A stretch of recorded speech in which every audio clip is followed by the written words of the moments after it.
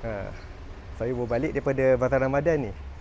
Dan terima kasih kerana sudi bersama dengan saya pada hari ini untuk kuliah sebelum berbuka puasa. Dan tajuk pada hari ini agak keras sikit tentang rasisme, racism dalam Islam ni. Apa pandangan Islam tentang rasisme? Kita hidup di negara Malaysia, suka atau tidak suka, keliling kita ni memang berbilang kaum, di mana orang Melayu lebih kurang 65% dan orang Cina 20 lebih dan orang India dan juga kaum-kaum lain.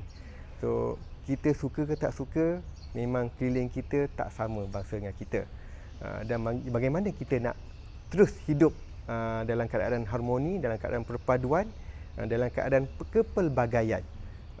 Sebab Islam sangat-sangat menegah rasisme. Kita tak boleh nak bangga sangat. Kita ni kalau macam saya Cina kan. Kita memang orang Cina, dia bangga sebagai orang Cina. Sebab orang Cina ni budaya dia dah 5,000 tahun kan kat negara Cina tu. Orang Cina dah cipta kertas. So memang bangga sangat sebagai orang Cina. Sebab itulah apabila orang Cina masuk Islam, ramai keluarga dia marah, ramai kawan-kawan dia marah, ramai sahabat-sahabat marah. Sebab apa? Dia sudah betray the race, ataupun dia telah mengkhianati bangsa dia. Dia telah menukar bangsa dia daripada Cina kepada Melayu. Itu adalah persepsi yang salah. Sebab tu apabila dalam bahasa Hokkien masuk Islam disebut sebagai Jip Huan ataupun masuk Melayu. Itu yang mereka faham. Mereka ingatkan bahawa sebaik saja orang tu masuk Islam, kalau yang Cina tu dia akan jadi Melayu. Tapi kita boleh salahkan mereka juga. Sebab kalau dulu-dulu nak pergi ke masjid, nak mengucap tu siap pakai baju Melayu, siap pakai samping, siap pakai songkok dah, macam nak akad nikah dah. Sedangkan dia nak mengucapkan 2 kalimah syahadah. So itulah menyebabkan persepsi itu berubah.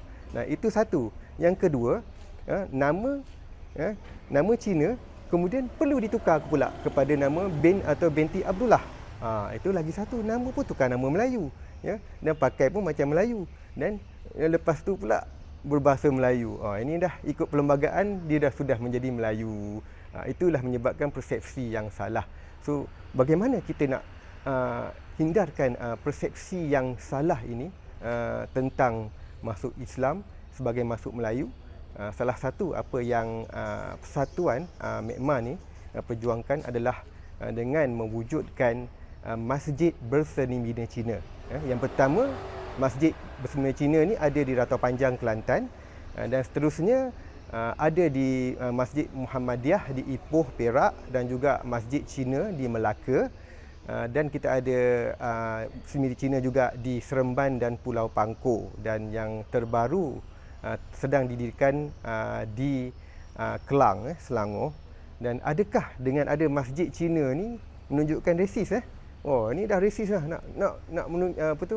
Adakah ini kita nak mencinakan Islam, bukan nak mengislamkan Cina? Bukan, tidak. Kita nak menunjukkan bahawa Islam ni adalah universal. Islam ni adalah milik semua bangsa.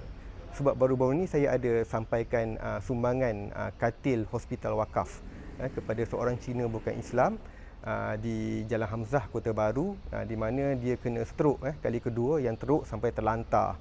Dan dia ada anak 2 je, anak darjah 5 dan darjah 3, anak kecil lagi, sekarang menumpang di rumah kakak dia.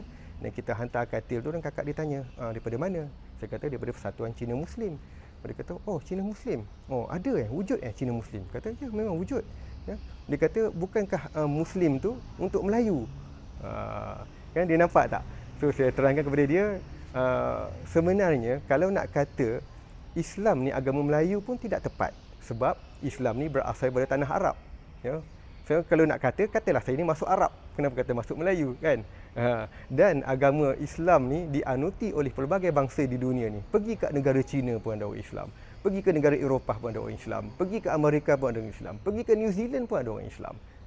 So sebab Islam ni adalah universal, milik semua, sebagaimana dalam surah Al-Hujurat ayat yang ke-13, di mana manusia ni dicipta pelbagai kaum berpuak-puak. Untuk apa? Untuk kita kenal mengenali antara satu sama lain. Bukan untuk kita berperang, bukan untuk kita bergaduh. Tapi kadang-kadang itulah sebab kita ni duduk di negara Malaysia ni, saya tak boleh nak salahkan lah. Mungkin ada juga orang ni lahir di kampung Melayu, Lepas tu pergi sekolah Arab. Lepas tu sekolah menengah pun Arab. Lepas tu dia pergi sambung pengajian tingginya di Jordan. Saya bagi contoh je. Seorang Cina pula lahir di kampung Cina, di sekolah rendah jenis kebangsaan Cina, sekolah menengah kebangsaan Cina, dan kemudian sambung pengajian peringkat tertinggi mungkin di Taiwan. So apabila balik, mereka ni membesar dalam kelompok masing-masing, tak pernah bercampur, dan apabila bekerja, itu yang menyebabkan susah, agak kekok untuk kita bercampur ataupun berbicara, berkomunikasi antara satu sama lain. Kena pula yang Cina ni pula pelat, tak reti cakap Melayu, duduk kat Malaysia lama pun tak reti cakap Melayu. Dan dalam masa yang sama kita tak salahkan pula yang Melayu ni tidak menghormati Cina pun. Itulah keadaan suasana di Malaysia sekarang ini, di mana kalau para akademik mengatakan bahawa kita ni macam air panas yang bergolak dalam cawan. Dia pusing pasti masih dalam cawan lah, masih terkawal. Walaupun dalam keadaan yang tidak harmoni tetapi masih terkawal. Cuma kita kalau boleh, kita nak menerima perbezaan, dalam dipanggil perpaduan dalam kepelbagaian, di mana walaupun kita berbeza, kita cari titik persamaan antara kita. Sebab sebagai orang Islam, kita tak boleh nak terlalu menjadi resis.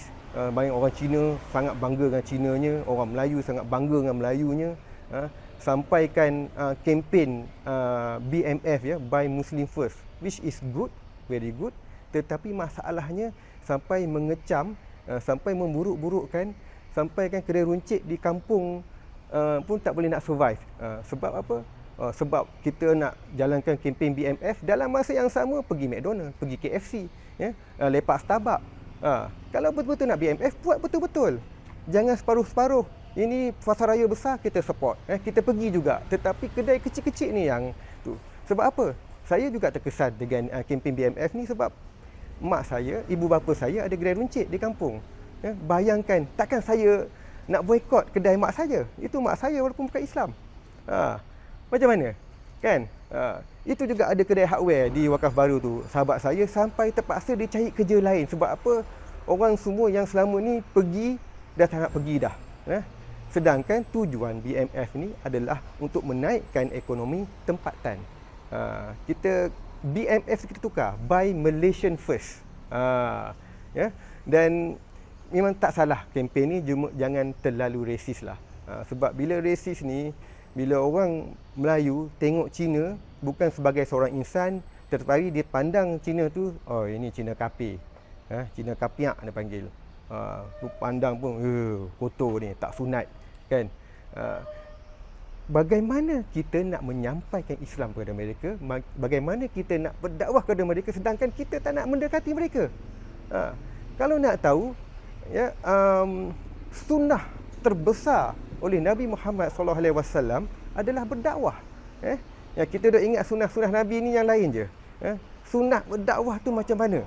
Adakah kita cuba nak menyampaikan Islam pada mereka ni yang bukan Islam ni?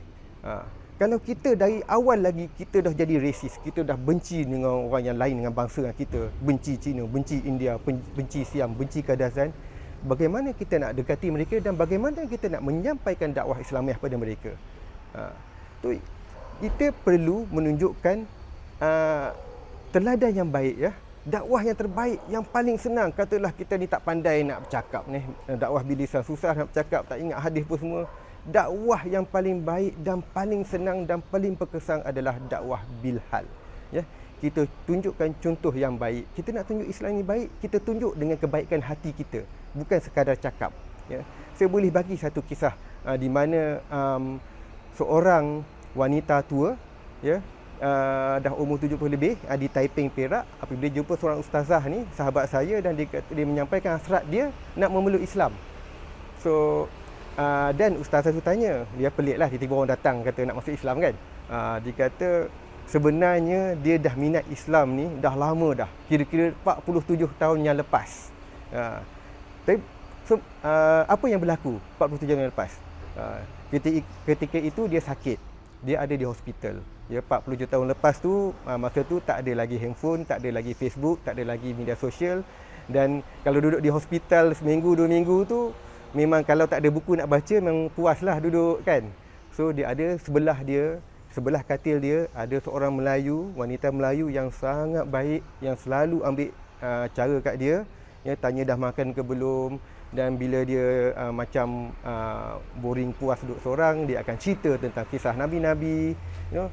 Benda yang macam ni je, ya. Saham yang ditanam oleh wanita Melayu tu 47 tahun kemudiannya, ya, terbuah hasil, di mana wanita tersebut meluangkan hasrat dia untuk meluk agama Islam. Masya Allah, bayangkan betapa besarnya pahala wanita Melayu tersebut, ya. Mungkin pada masa tu dia tak terniat pun nak Islamkan Cina yang duduk sebelah katil dia, tetapi niat nak sampaikan Islam tu ada.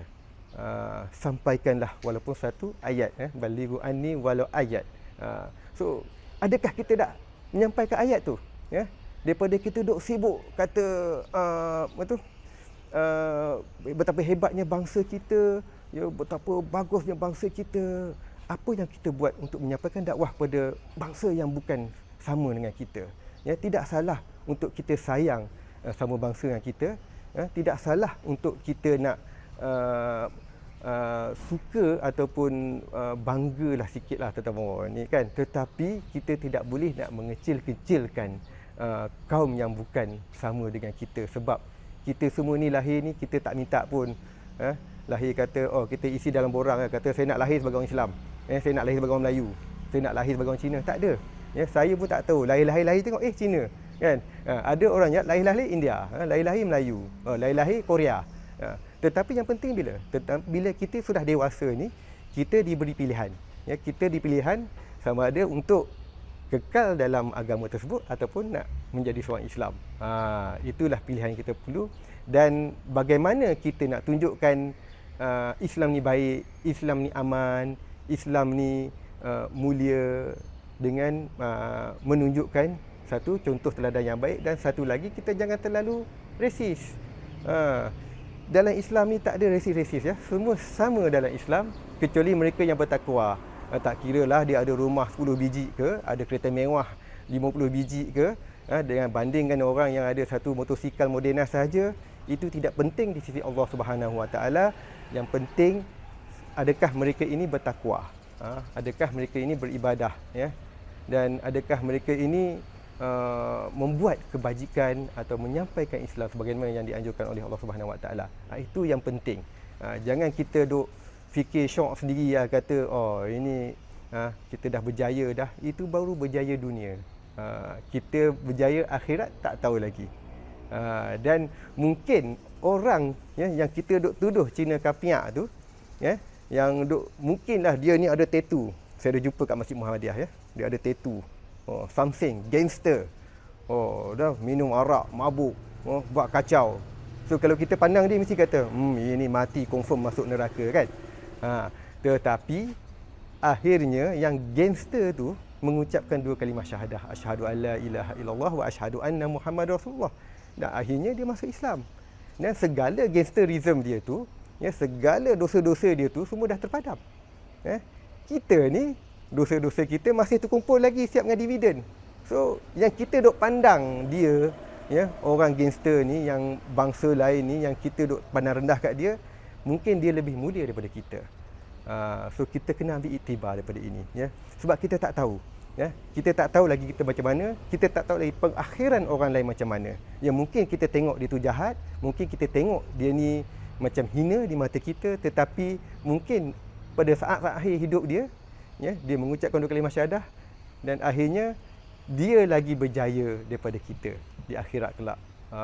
So itulah pesanan ni, bukan untuk para pendengar saja, itu juga pesanan pada diri saya.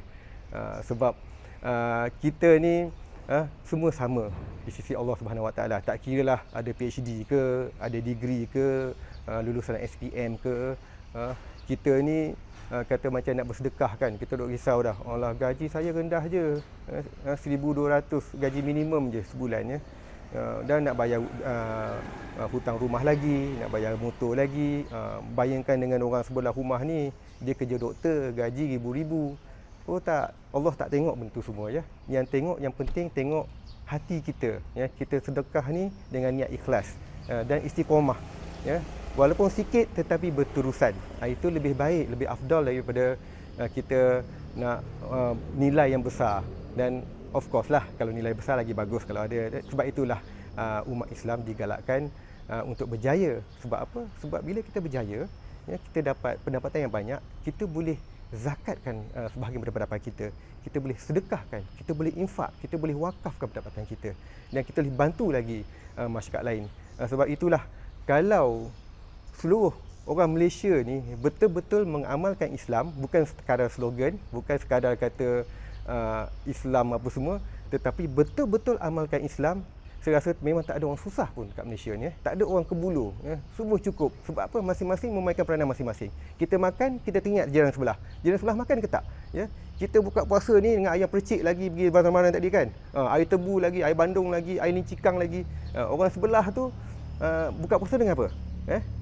Air kosong je. Dengan nasi, dengan telur rebus ataupun telur masin. Apabila kita fikir tentang orang lain, kita fikir dan kita cuba nak bantu mereka, insya-Allah negara kita akan menjadi lebih harmoni. Dan begitu juga, kita bukan saja fikir sesama Islam, kita fikir juga sahabat-sahabat kita yang bukan Islam, ya, yang duduk sebelah rumah, dua belah rumah kita lagi, ya. Orang Cina pun ada yang susah-susah, ya, bukan semua orang Cina kaya, ya. Kita bantu dia, kita tunjuk bahawa Islam ni baik, ya, daripada kita duduk kata dia tu Cina kafir ke apa. Mereka juga merupakan manusia, mereka juga adalah hamba Allah Subhanahu Wa Taala. Cuma mungkin hidayah belum sampai lagi.